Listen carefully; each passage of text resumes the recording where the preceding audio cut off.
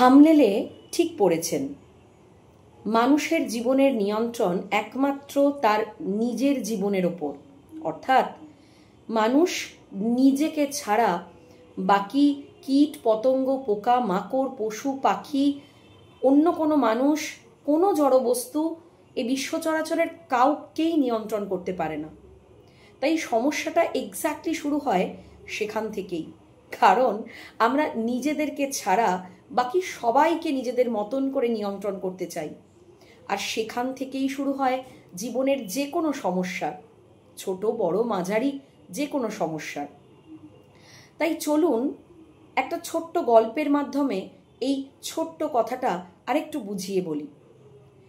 একজন সাধু অনেক ভোরবেলা একদিন গঙ্গা স্নানে গেছেন তার বেশ কিছু সঙ্গী সাথীকে সঙ্গে নিয়ে, এবং যখন সবে উনি তর্পণ শুরু করবেন, গঙ্গার জল থেকে হঠাৎই প্রায় প্রাণ বাঁচানোর মতন আরতি করে ওনার হাতের আঁজলার ওপর একটি বেশ বড় আকারের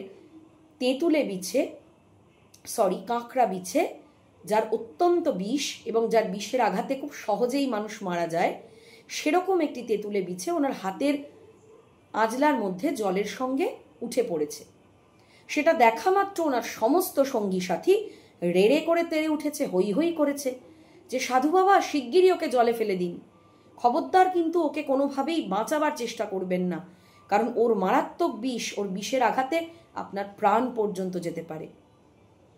সঙ্গী সাথীদের কথা মতন সাধু বাবা একটু হাসলেন, কিন্তু তবুও সেই কাঁকড়া বিছেটাকে তিনি জলের মধ্যে খুব সহজেই ফেলে দিতে পারলেও ফেলে দিলেন না, বরঞ্চ চেষ্টা করে কিছু দূর পাড়ের ওপরে যাওয়ার চেষ্টা করলেন, যাতে কাঁকড়া বিছেটাকে সন্তর্পণে পাড়ে ছাড়তে পারেন। এবং যথারীতি যখন উনি জল কাটিয়ে পাড়ের দিকে যাচ্ছেন, স্বভাবতই কাঁকড়া বিছের যা স্বভাব, সে সাধুর হাতের ওপর জোর এক কামড় বসালো, এবং এত প্রচণ্ড তার বিষের দাপট যে যন্ত্রণায় সাধু বাবা হাত ঠিক রাখতে পারছিলেন না। কিন্তু যেহেতু উনি তপস্বী মানুষ, ওনার ব্যথা যন্ত্রণার উপর ওনার ভীষণ রকম নিয়ন্ত্রণ, ফলে উনি কষ্ট হলেও কোনোভাবে পাড়ে গিয়ে কাঁকড়া বিছেটাকে রাখতে পারলেন এবং তার প্রাণ বাঁচাতে পারলেন। এই দেখে ওনার সঙ্গী সাথীরা প্রচণ্ড রেগে গিয়ে বললেন, বাবা ও আপনাকে এত জোরে কামড়ে দিল, আর ও কামড়ে দেবে জেনেও কেন আপনি ওর প্রাণ বাঁচাতে গেলেন? সাধু বাবা তখন হেসে উত্তর দিলেন, ওর আসলে দোষ নেই, ওর যা ধর্ম সে ধর্ম ও পালন করেছে, আর সেই ধর্ম ওকে পালন করতেও হবে। কিন্তু ও ওর ধর্ম পালন করেছে বলে আমি আমার ধর্ম থেকে বিচ্যুত হই কেন? অর্থাৎ ও যেমন কামড়াবে এটা ওর ধর্ম, তেমন আমি একজন মানুষ অন্য একটি বিপদে পড়া প্রাণীকে সেই বিপদ থেকে বাঁচাবো, এটা আমারও ধর্ম। তাই ওর ধর্ম কামড়ানো বলে, আমার যন্ত্রণা হবে বলে, কষ্ট হবে বলে আমি আমার ধর্ম থেকে বিচ্যুত হই কেন? অত্যন্ত বড় একটি লাইফ লেসন, তাই না? কিন্তু আমার এই ভিডিওটা, আমার এই কথাটা বা এই গল্পটা আপনাদের কাছে শুনতে যতটা সহজ মনে হলো, একটু ভেবে দেখুন, বাস্তব জীবনে এটাকে ইমপ্লিমেন্ট করা, এটাকে কাজে রূপায়িত করা ঠিক ততটাই কঠিন, তাই নয় কি? কখনো কখনো আমরা হয়তো সত্যি সত্যি নিজেদের ধর্মকে আঁকড়ে ধরে ভালোটাই করতে চাই, কিন্তু আমাদের চারপাশের মানুষের বোধ, জীবন থেকে পাওয়া শিক্ষা এবং তাদের অভিজ্ঞতা বারবার করে আমাদেরকে বিচ্যুত করে। বলে, ও কি তোমার মতন কাজ করেছে?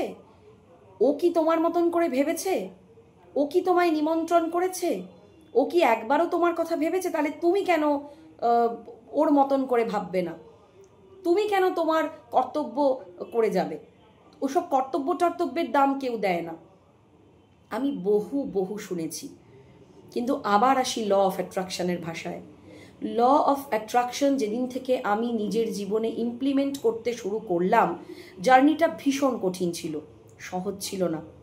কিন্তু সেদিন থেকে প্রতি পদে পদে এই নিজের ওপর কন্ট্রোল করতেই হবে, নিজেকে কন্ট্রোল করব, চারপাশের কোনো জিনিস, কোনো মানুষ, কোনো কীটপতঙ্গ, কোনো সিচুয়েশনকে কন্ট্রোল করার চেষ্টা করব না। আর এটাই হবে আমার ল অফ অ্যাট্রাকশন জার্নির সবথেকে প্রথম বড় ধাপ, যে কতখানি ইন্ট্রোস্পেকশন করতে পারলাম, কতখানি আত্মদর্শন করতে পারছি, কতখানি নিজের ভুলগুলোকে রেকটিফাই করতে পারছি, অন্যের ভুল কম দেখে নিজের ভুল কতটা বেশি দেখতে পাচ্ছি।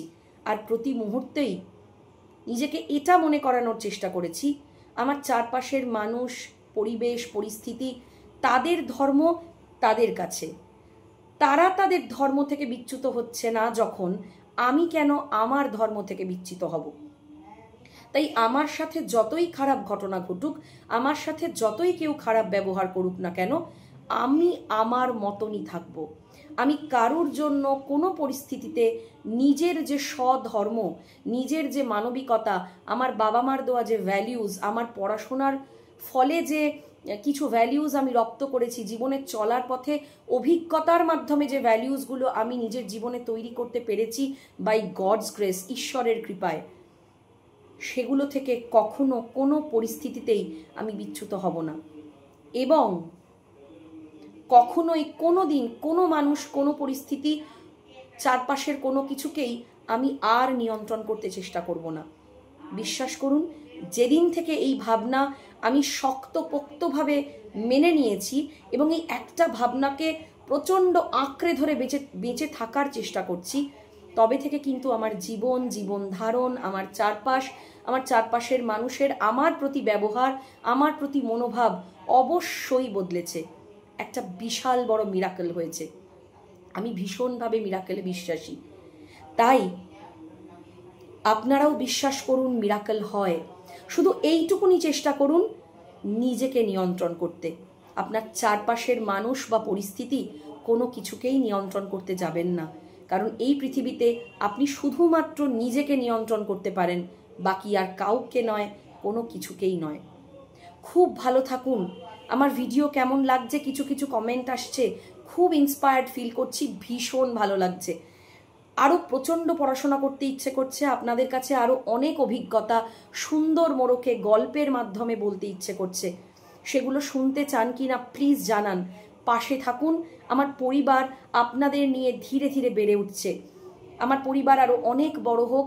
আমি যেন প্রত্যেক মুহূর্তে আপনাদের প্রত্যেকটা ছোটোখাটো ইমোশন, ছোটোখাটো সমস্যা, সুখ দুঃখের পাশে থাকতে পারি। এবং আমার যে জীবনবোধ, আমার যে অভিজ্ঞতা, সেগুলো যদি একজনেরও কাজে লাগে, সেগুলো যদি জীবনকে একজনেরও সামান্যতম সমস্যা থেকে বেরিয়ে আসতে সাহায্য করে, সেটা আমার জন্য অত্যন্ত বড় পাওনা হবে।